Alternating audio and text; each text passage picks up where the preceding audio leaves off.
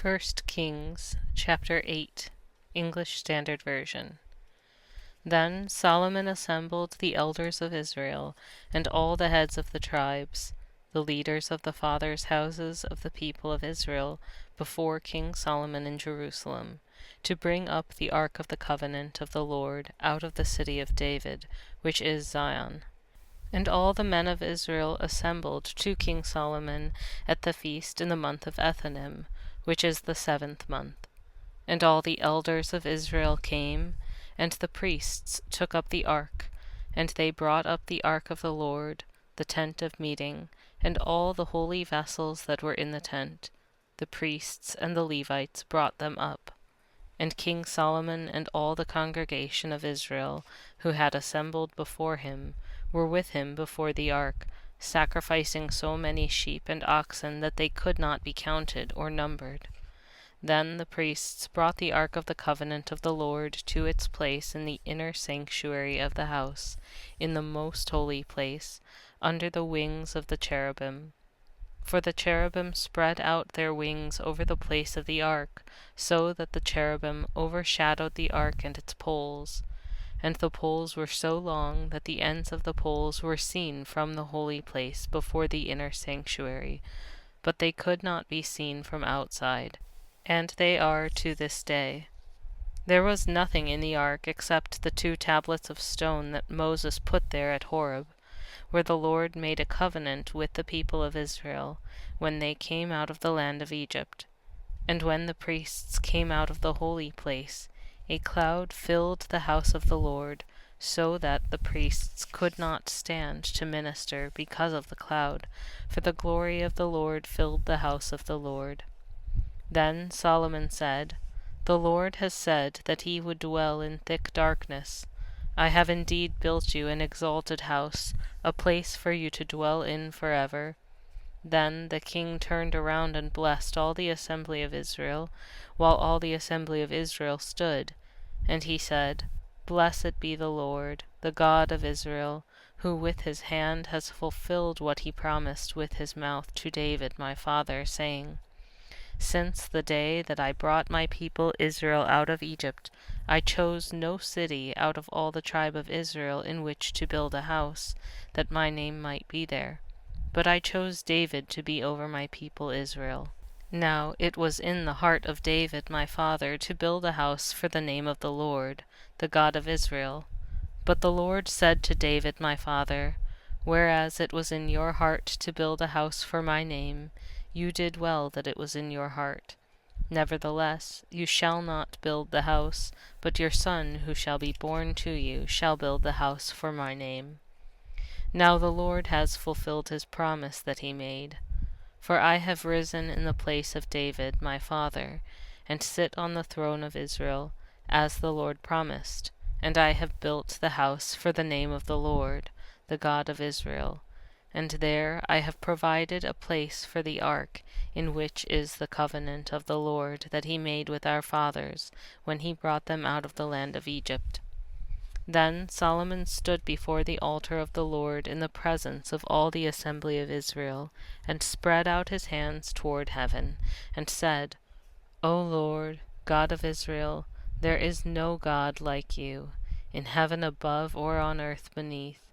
keeping covenant and showing steadfast love to your servants who walk before you with all their heart.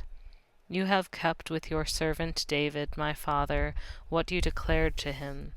You spoke with your mouth, and with your hand have fulfilled it this day. Now therefore, O Lord God of Israel, keep for your servant David my father what you have promised him, saying, 'You shall not lack a man to sit before me on the throne of Israel, if only your sons pay close attention to their way, to walk before me as you have walked before me.' Now therefore, O God of Israel, let your word be confirmed, which you have spoken to your servant David my father. But will God indeed dwell on the earth? Behold, heaven and the highest heaven cannot contain you, how much less this house that I have built? Yet have regard to the prayer of your servant, and to his plea, O Lord my God. listening to the cry and to the prayer that your servant prays before you this day, that your eyes may be open night and day toward this house, the place of which you have said, My name shall be there, that you may listen to the prayer that your servant offers toward this place,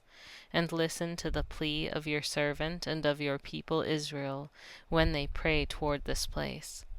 And listen in heaven, your dwelling place, and when you hear, forgive.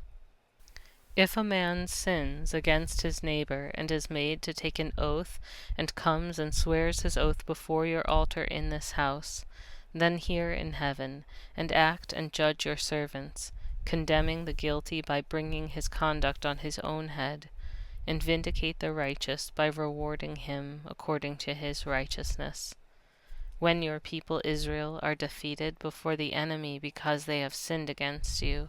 and if they turn again to you and acknowledge your name, and pray and plead with you in this house, then hear in heaven, and forgive the sin of your people Israel, and bring them again to the land that you gave to their fathers. When heaven is shut up, and there is no rain because they have sinned against you, if they pray toward this place, and acknowledge your name, and turn from their sin when you afflict them, then hear in heaven, and forgive the sin of your servants, your people Israel, when you teach them the good way in which they should walk, and grant rain upon your land, which you have given to your people as an inheritance. If there is famine in the land, if there is pestilence or blight or mildew or locust or caterpillar,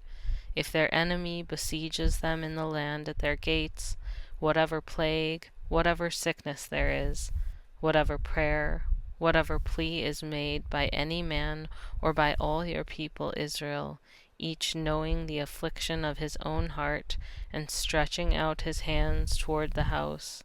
then hear in heaven, your dwelling place, and forgive and act and render to each whose heart you know, according to all his ways.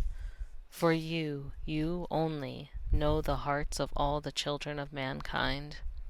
that they may fear you all the days that they live in the land that you gave our fathers. Likewise, when a foreigner who is not of your people Israel comes from a far country for your name's sake, for they shall hear of your great name and your mighty hand, and of your outstretched arm. When he comes and prays toward this house, hear in heaven your dwelling place, and do according to all for which the foreigner calls to you, in order that all the peoples of the earth may know your name and fear you, as do your people Israel, and that they may know that this house that I have built is called by your name. If your people go out to battle against their enemy, by whatever way you shall send them, and they pray to the Lord toward the city that you have chosen, and the house that I have built for your name, then hear in heaven their prayer and their plea, and maintain their cause. If they sin against you, for there is no one who does not sin, and you are angry with them, and give them to an enemy, so that they are carried away captive to the land of the enemy, far off or near.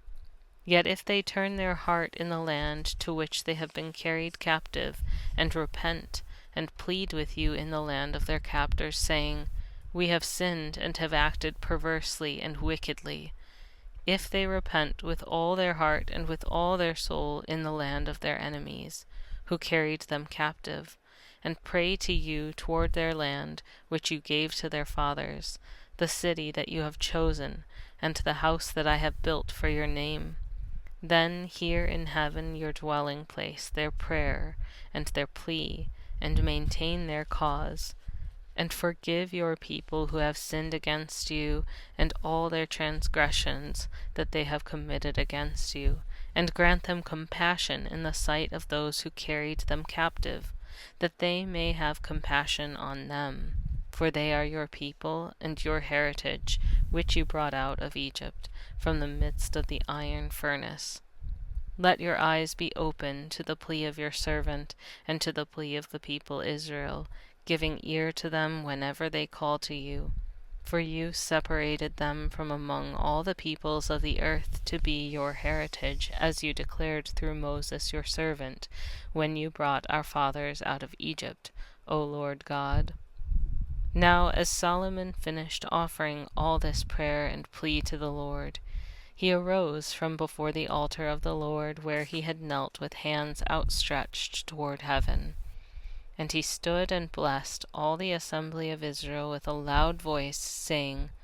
Blessed be the Lord, who has given rest to his people Israel, according to all that he promised. Not one word has failed of all his good promise, which he spoke by Moses his servant.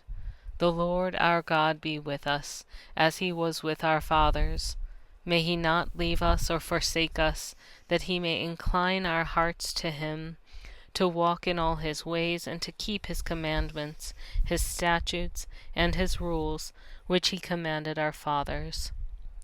Let these words of mine, with which I have pleaded before the Lord, be near to the Lord our God day and night, and may he maintain the cause of his servant and the cause of his people Israel, as each day requires, that all the peoples of the earth may know that the Lord is God,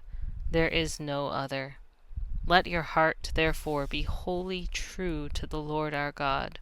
walking in his statutes and keeping his commandments, as at this day. Then the king and all Israel with him offered sacrifice before the Lord. Solomon offered as peace offerings to the Lord 22,000 oxen and 120,000 sheep. So the king and all the people of Israel dedicated the house of the Lord. The same day the king consecrated the middle of the court that was before the house of the Lord, for there he offered the burnt offering, and the grain offering, and the fat pieces of the peace offerings, because the bronze altar that was before the Lord was too small to receive the burnt offering, and the grain offering, and the fat pieces of the peace offerings. So Solomon held the feast at that time, and all Israel with him, a great assembly from Lebo-Hamath to the brook of Egypt, before the Lord our God 7 days. On the 8th day he sent the people away, and they blessed the king, and went to their homes joyful and glad of heart for all the goodness that the Lord had shown to David his servant and to Israel his people.